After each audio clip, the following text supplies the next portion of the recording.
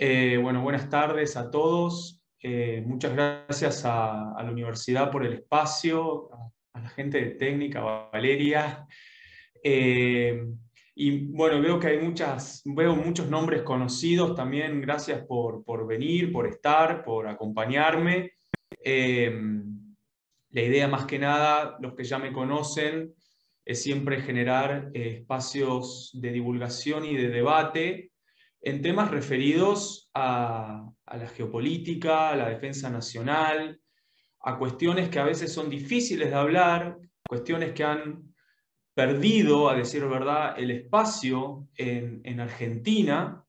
Durante muchísimo tiempo se fue perdiendo ese espacio y la idea es generar un espacio en el cual sea de reflexión, donde podemos combinar diferentes cuestiones, pero siempre tratando de ampararnos en debates que sean profundos y académicos, como lo hacen la mayoría de los países en el mundo.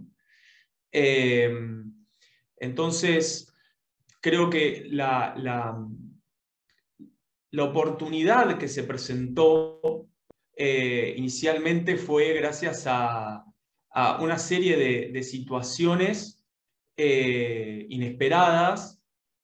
Una colega, es una persona a la que estimo mucho también, me ofreció el espacio para escribir un artículo en un blog perdido, eh, donde la idea era escribir algo sobre Malvinas. Estamos a 40 años de la guerra de Malvinas o el conflicto en Malvinas.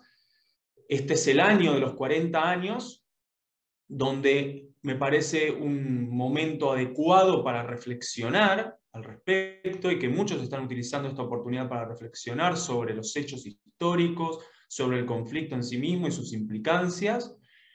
Y justo en estos 40 años comienza un conflicto militar que tiene a gran parte del mundo, así por decirlo, en vilo, que es el conflicto de Ucrania.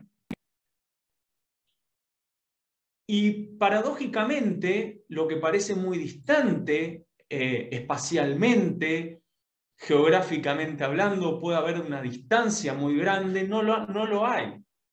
¿Y por qué no hay una distancia tan grande? Porque existen distintas dimensiones en las cuales se pueden unir esta reflexión de los 40 años de Malvinas con el escenario actual del conflicto en Ucrania. Entonces, cuando se presentó esa oportunidad, dije, uy, ¿se pueden comparar estos dos escenarios? ¿Es un delirio comparar estos dos escenarios? Y me propuse a abordarlo. Luego ese escrito y esas ideas se las mostré a Esteban, y Esteban siempre muy generoso, muy bien predispuesto, siempre dispuesto a darle empuje y abrirme también y ofrecerme las oportunidades y los espacios. Por eso también estoy muy agradecido con Esteban, quien está aquí presente. La verdad que todo esto es gracias a él y la oportunidad que nos está dando también la Universidad del Champagnat para tener este espacio. Aunque no lo crean, es muy difícil generar estos espacios en Argentina para este tipo de debates. Voy brevemente a exponer una presentación y después vamos a hablar un poquito y vamos a hablar un poco al debate o a las preguntas. La idea obviamente es generar unas reflexiones y proponer algunas ideas. Esto no es un pensamiento de ninguna manera acabado, simplemente creo que es una propuesta de debate y sí o sí tiene que haber una presentación, porque como decía un profesor mío de geopolítica, no se puede hablar de geopolítica sin tener un mapa. Entonces, me parece muy atinado hablar con mapas. A ver si se ve bien en este momento la presentación. Perfecto. Malvinas, Ucrania y Antártida, 3 lecciones geopolíticas para países en vías de desarrollo. Y ahí, en esa frase está escondido por qué no es un delirio comparar estos escenarios tan distantes histórica y geográficamente. Y vamos a arrancar por el incumplimiento de una promesa. A 40 años del conflicto en el Atlántico Sur hay un conflicto entre Ucrania y Rusia. Pero actualmente en el mundo hay 105 territorios en disputa y 25 conflictos activos aproximadamente. Hoy en el mundo, la gran mayoría del planeta, todos los países que están marcados en rojo en este mapa, tienen alguna disputa territorial vigente. Hay territorios que no están resueltos y que no necesariamente están en un conflicto activo hoy en día, pero potencialmente puede ocurrir. Y este fue una crítica que se me hizo a ese escrito, que me parece que vale la pena traerlo a la mesa, y es un esfuerzo notable por comparar Argentina con Ucrania. Podría haber hecho lo mismo con un monitor y una papa, me comenta acá una persona bastante conocida en el ámbito académico filosófico. Y a mí me gusta pensar que existen muchas dimensiones a tener en cuenta. Y la más importante para comparar Ucrania y Malvinas es que estamos hablando de un conflicto territorial entre una potencia nuclear que es miembro del Consejo de Seguridad de las Naciones Unidas y un país de desarrollo medio. Y que ese conflicto tiene características predominantemente convencionales. Tanto Malvinas como Ucrania se caracterizan por un país que es una potencia nuclear desarrollada y notablemente fuerte militarmente contra una que no lo es. Y en ambos casos esas potencias eran potencias nucleares. Y vemos los resultados que estamos viendo hoy. Y entonces creo que una de las principales notas que vamos a tener en cuenta a la hora de hablar de este conflicto son estos tres números, estas tres fechas: 1982, 2022 y 2048. 1982, conflicto de Malvinas; 2022, conflicto de Ucrania y Rusia; y 2048 es el fin del Protocolo Antártico de Protección del Medio Ambiente. Es el año en el cual se va a revisar el Tratado Antártico de Madrid. Entonces, como punto de partida, ¿de qué estamos hablando? De territorios en disputa. Siglo XX y XXI y XIX, y seguimos hablando de territorios en disputa, territorios que no tienen una solución diplomática a la cuestión porque permanece vigente la disputa y el reclamo por esos territorios. De los cuales, en estos tres casos, dos al menos, Argentina tiene un territorio en disputa, en la Antártida y en las Islas Malvinas, Georgia y Sandwich del Sur. Y en dos de estos territorios está involucrado para la Argentina como rival, como oponente, el Reino Unido, que es una potencia nuclear y que es miembro de la OTAN. Tenemos también algunas constantes históricas que vale la pena preguntarnos. La guerra cambia. ¿Cómo es el poder en el sistema internacional? ¿Cómo se construye ese poder? ¿Cuál es la relación entre el espacio y la política internacional, o sea, la geopolítica? ¿Y qué pasa cuando hablamos de los intereses estratégicos de las naciones? Estas son tipo de preguntas y constantes interrogantes que no han dejado de persistir desde que el hombre es hombre. Estas son las mismas preguntas y las mismas cuestiones que abordaba Tucídides en la guerra del Peloponeso. Tenemos tres fechas entonces. Tenemos el conflicto de Malvinas, pero también tenemos 5 periodos. Tenemos el conflicto de Malvinas, el periodo que conecta entre el conflicto de Malvinas y la guerra de Ucrania y Rusia, y después tenemos otro periodo que es las proyecciones históricas y futuristas, así por decirlo, la prognosis que podemos hacer, que conecta la última fecha, que es 2048. Entonces estamos hablando de 5 momentos históricos. 3 fechas y 5 momentos históricos. Algunos no son históricos, lo van a hacer en el 2048, pero son periodos que valen la pena reflexionar, sobre todo la proyección que hacemos de acá en adelante. Estamos hablando de vuelta en pasado, presente y futuro. ¿Y para qué son estas lecciones geopolíticas? ¿Para quién estamos pensando estas reflexiones principalmente? Bueno, para países de desarrollo medio, para comprender las dinámicas del conflicto en el mundo contemporáneo. Y cuando digo contemporáneo, estoy hablando del mundo, no de los últimos 5 o 10 años, estoy hablando del mundo de los últimos 40 años. ¿Cómo podemos pensar el futuro en términos estratégicos? ¿Cómo podemos hacer una interpretación histórica del presente y del futuro de la política exterior? ¿Cómo podemos repensar la política de defensa nacional? ¿Y cómo podemos repensar la relación entre el desarrollo y el poder militar? Para esto son estas lecciones geopolíticas. Entonces arrancamos en 1982. Derrota de Malvinas.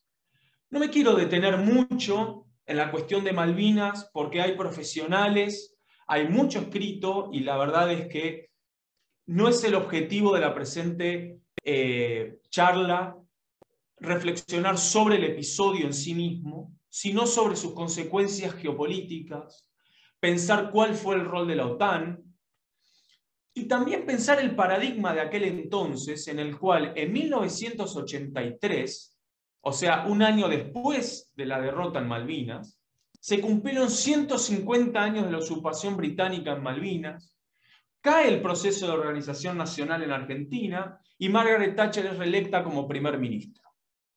Y Ucrania aún no existía, no la Ucrania que nosotros hoy conocemos, la Ucrania moderna.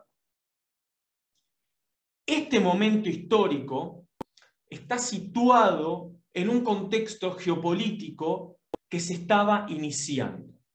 Y como más adelante voy a mencionar, este momento geopolítico tiene que ver mucho con 1981, cuando asume Ronald Reagan y cambia paulatinamente la lógica del funcionamiento del sistema internacional.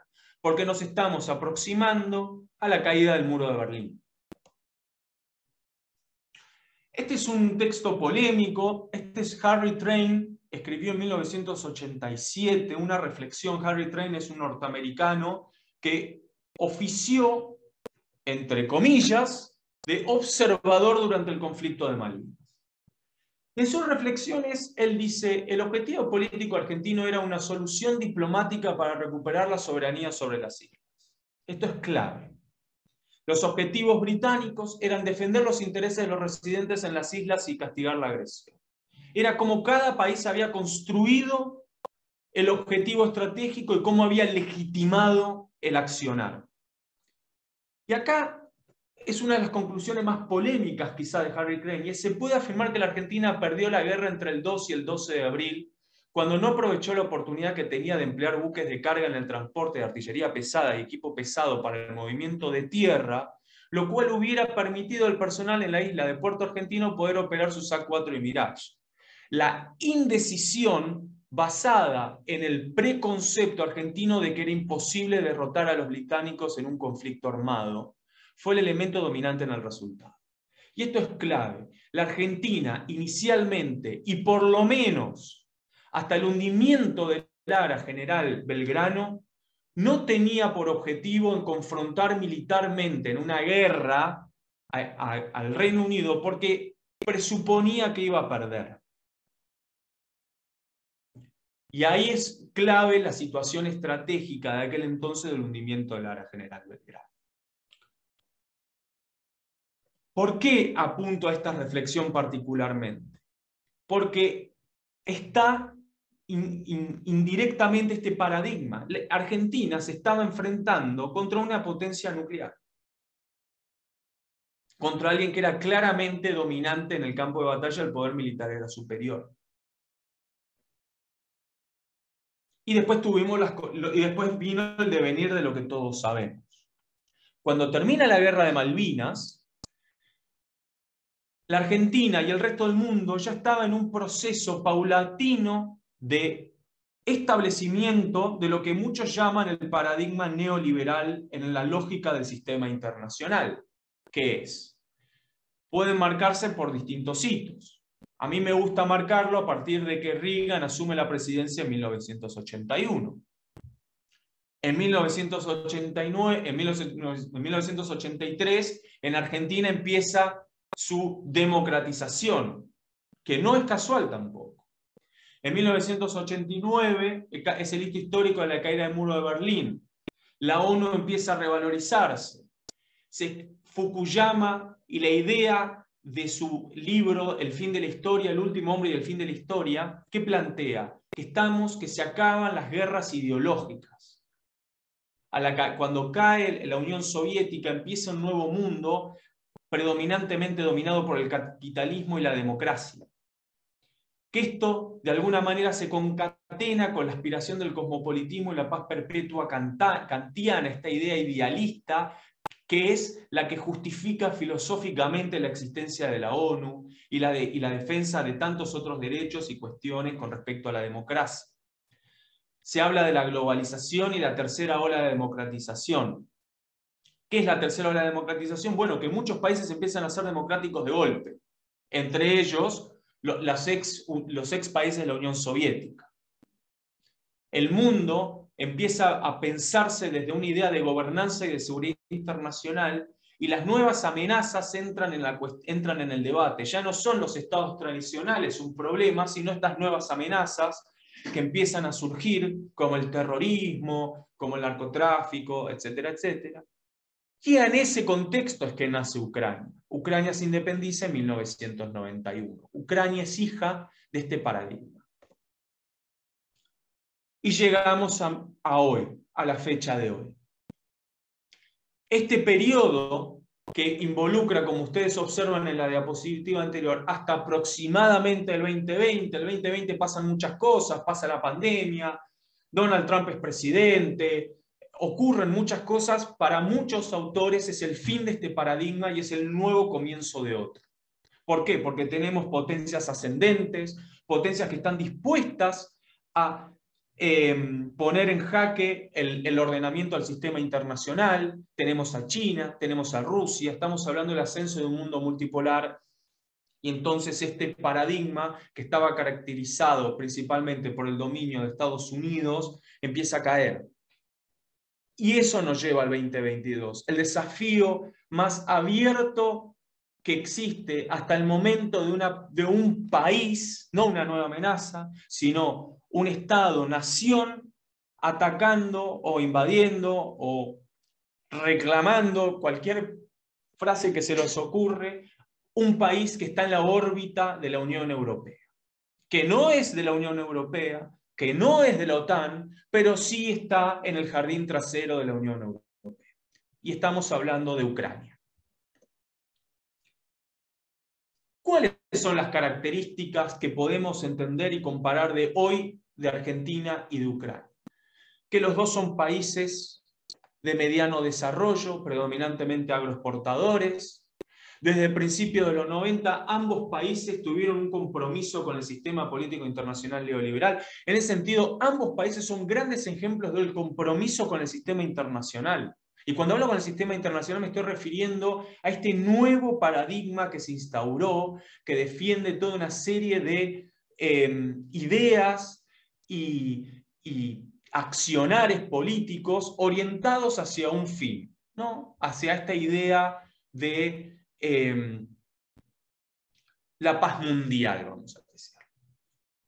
Y ambos países se caracterizan, curiosamente, de tener un gasto militar muy similar, propio, un gasto muy similar con respecto a sus propios miembros regionales y un gasto muy similar en relación a sus adversarios. Esto es simplemente esquemático. Voy a mostrarle ahora cómo es la composición de exportaciones y sus destinatarios de los dos países. Lo voy a mostrar rápido. Este es el de uno, que no voy a mencionar por el momento, y este es el de otro. Son muy parecidos y exportan prácticamente lo mismo en cantidades de miles de millones de dólares. Uno tiene 54 miles de millones de dólares y el otro 52. Su matriz productiva es muy similar. Y se pueden dar cuenta en realidad la diferencia entre un país y el otro, porque uno principalmente le exporta a sus compañeros regionales.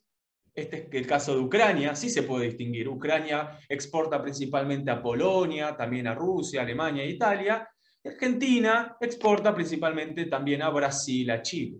Ahora, la composición es muy similar, principalmente agroexportadores, la misma cantidad y la misma cantidad de monto total de exportación. Somos países muy parecidos.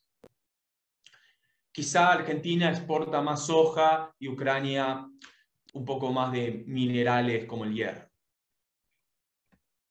¿Cómo es el gasto militar de Argentina y Ucrania entre 1990 y el año 2020? Bueno, muy similar también, y se cruzan varias veces. Son países que conciben la realidad y el gasto militar de igual manera. Voy a recordar que ambos países están en una situación de disputa territorial, y encima Ucrania no pertenece ni a la OTAN ni a la Unión Europea, y Argentina tiene la circunstancia de que, bueno, que en América del Sur no existe ninguna alianza similar a la Unión Europea. En el 2005 gastaron lo mismo en defensa y en el 2018 gastaron lo mismo en defensa. Son países muy similares también. Y también son muy similares las relaciones que tienen frente a sus contrincantes, que sus contrincantes gastan muy parecido también entre ellos dos. Ucrania y Argentina gastan muy similar entre ellos dos, y la relación que existe y la relación de distancia entre sus rivales, en los cuales existen disputas territoriales, es muy similar también. Entonces, Ucrania y Argentina gastan más o menos lo mismo en defensa. Reino Unido y la Federación Rusa gastan más o menos lo mismo en defensa.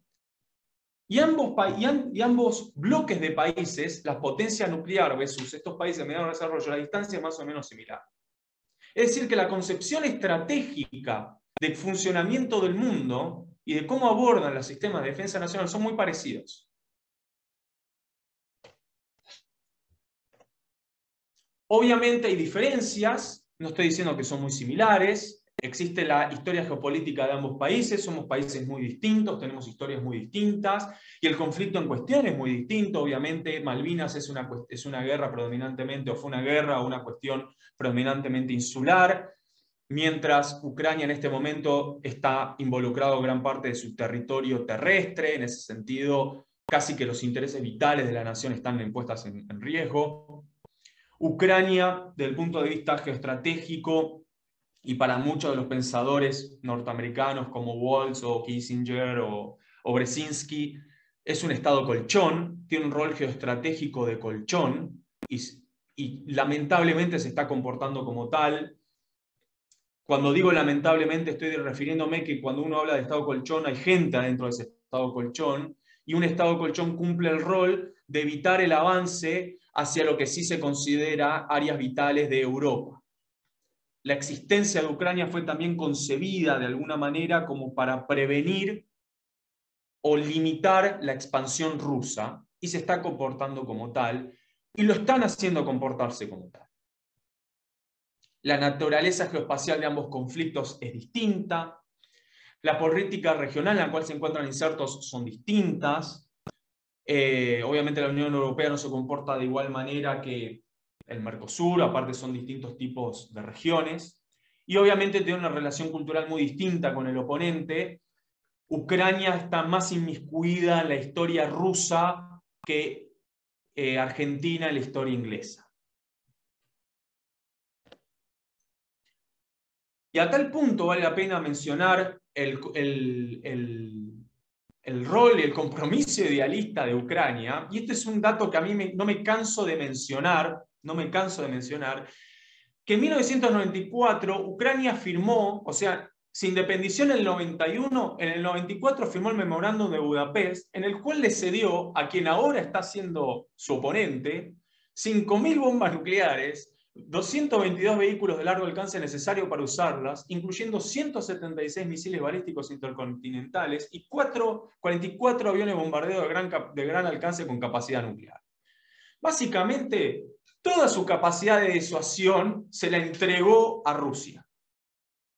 Si no hubiera firmado este memorándum, quizá las cosas hubieran sido distintas. Y este cartel que ven en la foto, Don't Forget the Budapest Memorandum, USA, Keep Your Word, le está diciendo a Estados Unidos, no se olviden que nosotros firmamos esto porque ustedes nos prometieron que nos iban a proteger. Si no, nos hubiéramos quedado con nuestra capacidad de disuasión. Ese es el nivel de compromiso idealista que tuvo Ucrania. Es uno de los 2 casos en el mundo donde abiertamente y políticamente decidió ceder su gran poder de disuasión militar para evitar que justamente pase lo que está pasando ahora. Argentina también tiene un compromiso idealista con el sistema internacional. Podemos mencionar varios. Generalmente me gusta mencionar el fin del programa misilístico Cóndor, que era un misil de largo alcance o mediano alcance. Y obviamente, como pueden observar, esto tiene que ver también con una tendencia regional, pero cómo el gasto militar fue bajando hasta el punto donde hoy Argentina tiene el gasto regional en defensa más bajo, tiene los gastos en defensa más bajos del mundo, y esta tendencia principalmente se precipitó a partir de 1981, que es justamente lo que yo les mencionaba del ascenso de Reagan al poder.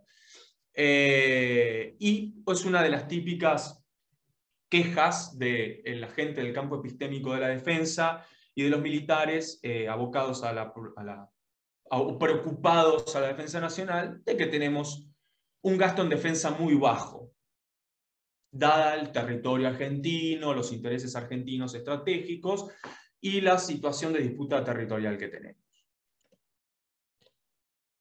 El rol de la OTAN también ha sido muy importante, también en este caso. En el caso de la guerra de Malvinas o el conflicto en Malvinas tuvo un rol importante, y en este caso también.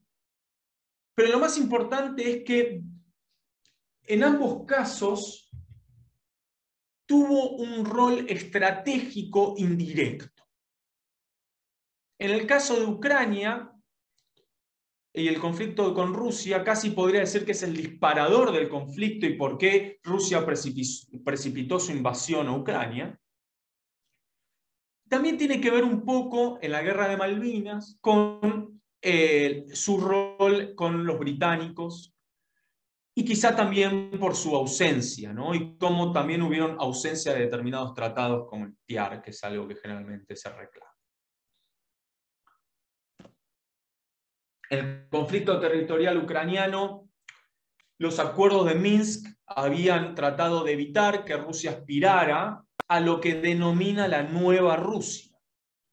Este es el escenario geopolítico en el cual es de mayor preocupación actualmente para Ucrania, porque la visión geopolítica de mediano y largo plazo que tiene Rusia involucra todo ese territorio como propio.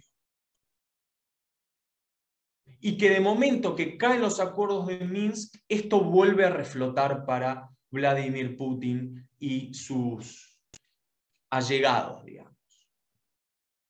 Que es tener control sobre el acceso del mar, obviamente, legándole la posibilidad de acceso al mar a Ucrania. Es una cuestión geopolítica en ese sentido, porque el espacio marítimo pasa a tener un rol clave. Pero bueno, tenemos varias preguntas, y la pregunta es cómo se define guerra. ¿Por qué yo siempre a lo largo de esta charla vengo diciendo guerra, conflicto?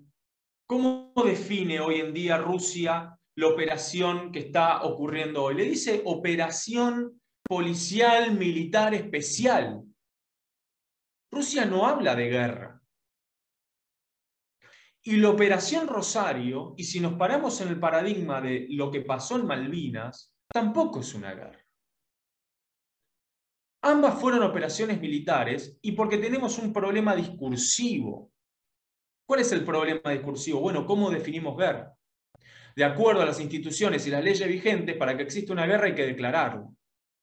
Ni en la guerra de Malvinas, o el conflicto en Malvinas, ni en el conflicto de Ucrania actualmente, ninguno de los actores involucrados declaró la guerra. ¿Qué significa esto? ¿Que no es una guerra? No.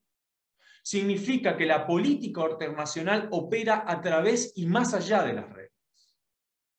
y que suponer que los actores políticos involucrados en contiendas bélicas, militares o de rispideces, o cuando hay choque de intereses, no necesariamente tenemos que esperar que se operen a través de las reglas o como suponemos que son las reglas. Ahora bien, en ambos casos también vemos una especie de asimetría convencional. ¿Qué significa convencional? Bueno, que estamos viendo Fuerzas Armadas contra Fuerzas Armadas.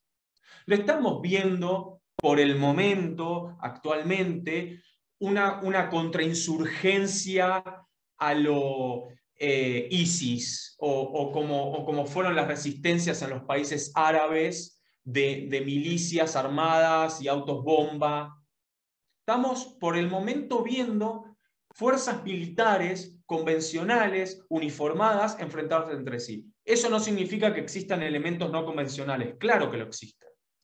Pero tanto en Malvinas como en el escenario actual de Ucrania, la tónica general de ambos conflictos opera en el ámbito de la convencionalidad militar. Que eso también parece que no iba a ser el futuro, y parece ser el futuro. Entonces nos preguntamos cuál es el rol de la diplomacia y el poder, ¿no? Porque ambos países apuestan y han apostado en los últimos 40 años, y Ucrania en sus últimos 20, 30 años, ha apostado a la diplomacia como principal mecanismo para defender sus intereses, y Argentina también. Ahora yo me pregunto, y hago la pregunta retórica, ¿cuáles son los supuestos por los cuales opera la diplomacia ante un choque de intereses entre actores? ¿O cómo opera el poder duro en la política internacional? ¿Es la diplomacia parte de la fortaleza de los países entonces? ¿Los países débiles utilizan la diplomacia en su favor o al final la diplomacia termina siendo parte de la estructura de poder de los poderosos? Esa es una pregunta que yo me hago.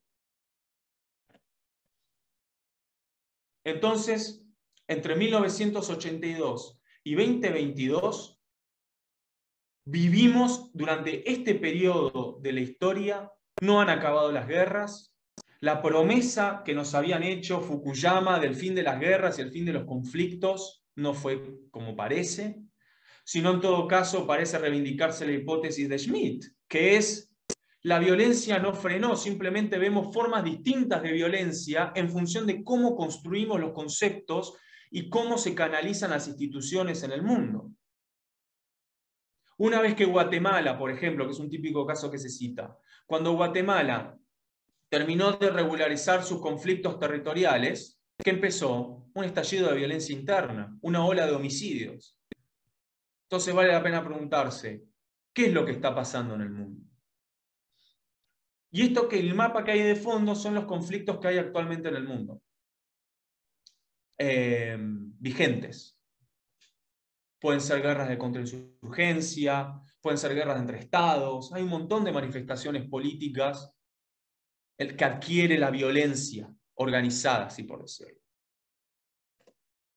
Entonces llegamos, y antes de avanzar con la Antártida, vamos a la primera lección geopolítica de por lo menos este breve recorrido muy expeditivo que traté de hacer, y es, nunca se acabaron las guerras y el poder militar sigue siendo decisivo ante el choque de voluntades. Hasta ahora, lo que me ha demostrado, y si miramos en retrospectiva el mundo, por lo menos desde el 2022 hasta 1981, si yo miro para atrás, las guerras no se terminaron, sino que adquirieron nuevas formas quizá, y el poder militar sigue siendo importante. La segunda lección geopolítica me la dio Ringo Bonavena, cuando dijo, cuando suena la campana te sacan el banquito y uno se queda solo. ¿Qué es esta segunda lección geopolítica? Lo mismo que le pasa a Ucrania y lo mismo que le pasa a la Argentina. La Argentina apostaba a que otros organismos, a que otros tratados funcionaran y que la gente cumpliera su palabra, y no cumplieron su palabra. Y es el mismo reclamo que está haciendo hoy Ucrania. No me dejen solo. Yo me desarmé y aposté a algo y ahora solo me dan instrumentos. Yo necesito más. Ahora, ¿cuál es el problema del más? Bueno, que te estás peleando contra una potencia nuclear. Y que justamente esa potencia nuclear quería evitar que vos te unieras a la OTAN para generar ese dilema futuro. Entonces, cuando entra el choque definitivo de intereses y la política por otros medios termina siendo el uso de la fuerza, esta es la lección geopolítica que podemos aprender. La Segunda Guerra Mundial y la Primera Guerra Mundial son formas que tenemos de concebir el mundo, pero fueron excepciones a la regla. Y la tercera lección geopolítica es que la gobernanza global se basa en la voluntad de los más fuertes. Y acá viene un comentario que puede llegar a sonar medio polémico, pero es el Consejo de Seguridad de las Naciones Unidas, que es la que define las misiones de paz, que es la que define un montón de cuestiones en lo que implica el evitar las guerras o asegurar que no hayan explosiones de violencia innecesarias, tiene miembros permanentes. Y esos miembros permanentes son los países que son predominantemente potencias nucleares y militares. Y que cuando esos miembros permanentes, uno de esos miembros permanentes, no está de acuerdo, no pasa nada. ¿Y quiénes son esos miembros permanentes? Inglaterra, Francia, China, Estados Unidos, Rusia. ¿Qué estoy diciendo con esto? Que cuando alguno de esos países no está de acuerdo con el otro, no pasa nada. ¿Por qué el Consejo de Seguridad de las Naciones Unidas no está haciendo nada en Ucrania? Porque Rusia votó en contra. Entonces, lo que estamos viendo de cómo funciona el mundo es cómo los fuertes se pelean entre ellos. Eso pasó en Siria. De ahora se hablan de guerras proxy, cómo naciones se enfrentan entre sí en territorios que son otros. Lo vemos en Yemen, lo vemos en Siria, y ahora lo estamos viendo en Ucrania también. Ucrania pasó a ser un teatro de operaciones indirecto, donde hay voluntades de poderes mayores que no son solamente la ucraniana. Son los europeos tratando de frenar el avance militar ruso, mientras los rusos ahogan económicamente a Europa por la dependencia que le generó a su gas, a su carbón y a la comodidad de la burguesía alemana, por ejemplo. Ahora, con estas lecciones vamos al 2048. Se termina de alguna manera se va a revisión uno de los protocolos más importantes del Tratado Antártico. Ahora, ¿cuál es el problema del Tratado Antártico?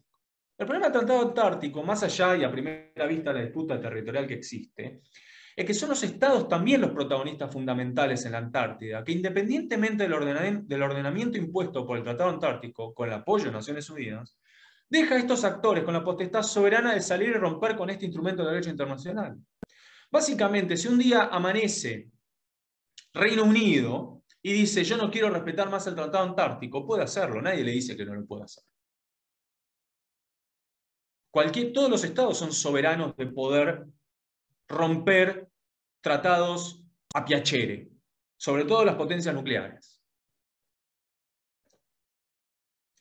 Acá hay un choclo que escribí, pero me parece como muy interesante, y es cómo funcionan realmente los reclamos y las aspiraciones territoriales en la Antártida. Y existen distintas formas y manifestaciones. Existen estados que reclaman derechos de soberanía, Argentina, Australia, Chile, Francia, Nueva Zelanda, Noruega y Reino Unido. Pero además existen países que se reconocen mutuamente y que no reconocen a otros, y algunos de los que se reconocen mutuamente no están de acuerdo en qué reconocerse. Por ejemplo, Chile y Argentina se reconocen mutuamente, pero no están de acuerdo en qué área se reconoce. Australia reconoce a Francia, Noruega, Nueva Zelanda y el Reino Unido.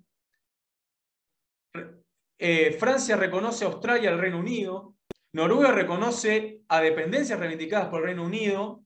Nueva Zelanda reconoce al territorio antártico australiano y a dependencias del Reino Unido. Mientras el Reino Unido reconoce sectores reclamados por Francia, Noruega y otros derechos reclamados en 1923 y 33. O sea, es un enredo. Y además, hay estados que se reservaron el derecho de formular reclamaciones en la región. O sea, los países de los que no estamos hablando, hay dos particularmente que se reservaron el derecho a reclamar en el futuro. ¿Y quiénes son? Obviamente Estados Unidos y Rusia. Ellos no reclaman nada hoy, pero se reservan el derecho de reclamar algo en un futuro. O sea, en el 2048, Estados Unidos puede venir a decir, bueno, yo reclamo esto, ¿por qué? Y ya se me ocurrirá una buena razón. Y además estados que no reclaman territorios, pero tampoco reconocen los derechos de los países que existen. O sea, no reclaman territorios propios, pero tampoco reconocen la soberanía de los que sí están reclamando. Ellos son Bélgica, Japón y Sudáfrica. El Tratado Antártico, firmado en 1959, es un castillo de naipes, en ese sentido. Y esta Pax Antártica, que la llamo, ¿qué le ocurre? Bueno, en 2048 será revisado el Tratado Antártico sobre la protección del medio ambiente. ¿Qué significa esto? Que la protección del medio ambiente, ¿qué evita? Que se exploten los recursos. Porque la diferencia entre el Ártico y el Antártico es que la Antártida hay tierra debajo del hielo. En el Polo Norte, el hielo no tiene tierra abajo. Se descongela el hielo y hay agua. En cambio, si se descongelara la Antártida, abajo hay tierra. ¿Qué significa eso? Que hay potencialmente recursos. Recursos naturales, minerales, lo que se les ocurre. Y esta paz antártica depende de que cualquier actor puede cambiar su actitud en cualquier momento con respecto a la Antártida, al Tratado Antártico. Existe un esquema geopolítico de división y reconocimiento antártico. Si se fijan, los países que pertenecen al Commonwealth o a zonas de interés del Commonwealth, obviamente se reconocen entre sí. Entonces tenemos a Nueva Zelanda y Australia, que obviamente reconocen el territorio reclamado por el Reino Unido, y sin embargo el territorio que reclama la Argentina no lo reconoce nadie unilateralmente. Entonces, en términos de libertad de acción, Argentina y Chile son los que peor están. Y la importancia estratégica de las Islas Malvinas, Sandwich del Sur y Georgia del Sur. ¿Por qué? Porque gran parte del argumento que sostiene Inglaterra para el reclamo de la Antártida surge de lo que en algún momento fueron la dependencia de las Islas Malvinas que proyectaban territorialmente sobre la Antártida. Entonces, cuando hablamos de Malvinas, no solamente estamos hablando de Malvinas, estamos hablando del territorio marítimo alrededor de las islas y estamos hablando de la proyección antártica que tiene el Reino Unido. Acá me tomé la libertad de buscar un mapa de cómo perciben la realidad los ingleses. Y los ingleses perciben que todo el territorio que los argentinos creemos como propio, ellos creen que es propio. Y aparte, ¿qué dicen al respecto? Dicen que el territorio designado en 1962 por el gobierno británico, que consiste en el área, excepto Georgia del Sur y la Sandwich del Sur, conocidos anteriormente como las Islas Falkland, de las dependencias de las Islas Falkland. ¿Qué significa esto? Lo que les estoy diciendo ahora. Este territorio lo reclaman como propio a través de las Islas Malvinas. Por eso a mí me gusta insistir que cuando hablamos de las Islas Malvinas, no solamente estamos hablando de las Islas Malvinas. Estamos hablando de un conflicto en potencia, de un territorio que está todavía en disputa y que está, por el momento, en una paz que va a ser revisada de acá al 2048 y puede ocurrir antes. Entonces, yo me pregunto, ¿qué deberíamos hacer al respecto? ¿Y cómo? Esa es la principal pregunta. Y generalmente nos encontramos con dos cuestiones, con lo que se llama el dilema del techo de cristal y con la falsa dicotomía entre desarrollo y defensa. Pero como aprendí mucho de las series de Netflix y otras series de cosas, Esto no lo voy a hablar en esta presentación, sino lo voy a hablar como para una próxima presentación, de cómo podría ser el sendero futuro para pensarlo, porque esto realmente amerita todo un nuevo debate y una nueva aproximación, porque la típica respuesta que yo recibo, que se recibe, es ¿cómo vamos a preocuparnos en invertir en defensa si tenemos una inflación de X cantidad, si tenemos chicos con hambre, etcétera, etcétera? Bueno, les voy a spoilear. La mayoría de los países que hoy son potencias unificaron ambos dilemas. No existe la idea de primero yo me desarrollo y después voy a tener poder. El poder y el desarrollo, el poder militar, el poder nacional, está absolutamente inmiscuido en el desarrollo. No son dos cosas distintas. El problema en la Argentina es que se piensa que primero viene una cosa y la otra ocurre después. Así que, bueno, esta por lo menos era la gran parte de la presentación que quería hacer. Quería tener gran parte de su atención, ¿cómo se llama? Como los jóvenes de 40 minutos, ir fuerte al medio y hacer algún par de reflexiones ahora finales. Voy a dejar de compartir por un segundo y quiero volver quiero obviamente abrir a las preguntas porque sé que deben haber muchas preguntas y me gusta, a mí me gusta que me tiren un par de piedras, es como me gusta el boxeo y lo traje a Buenavena, obviamente me gusta esa dinámica. Pero bueno, me parecía muy importante estas tres cuestiones que mencioné. Número uno, pasado, presente y futuro. Por eso esto tiene sentido leerlo. De Ucrania, Argentina tiene mucho para aprender, porque no se trata de una alianza que nosotros entendemos de Rusia y elegir bandos, y ocurre muy comúnmente que la gente elige bandos, y eso es erróneo desde algún punto de vista geoestratégico. Cada país tiene sus preocupaciones, sus necesidades y sus propios dilemas. Y en segundo lugar,